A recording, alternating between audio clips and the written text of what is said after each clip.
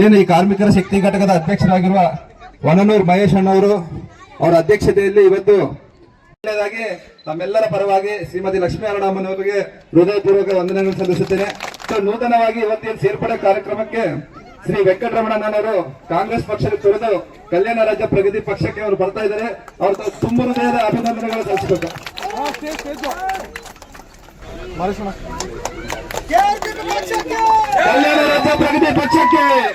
ಕಲ್ಯಾಣ ರಾಜ್ಯ ಪ್ರಗತಿ ಪಕ್ಷಕ್ಕೆ ಶ್ರೀ ಜನಾರ್ದನ್ ರೆಡ್ಡಿ ಅಣ್ಣನವರಿಗೆ, ತಾಯಿ ಲಕ್ಷ್ಮೀ ಅಮ್ಮನವರಿಗೆ, ರಾಜ್ಯ ಪ್ರಗತಿ ಪಕ್ಷಕ್ಕೆ ಜನಾರ್ದನ್ ರೆಡ್ಡಿ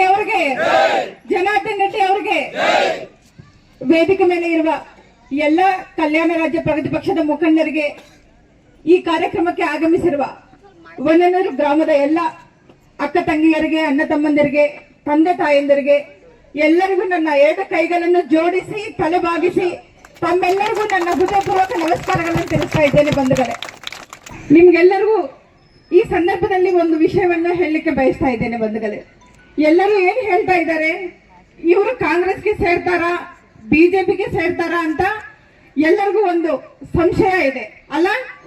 ನಾವು ಯಾವ ಪಕ್ಷಕ್ಕೆ ಸೇರಲ್ಲ.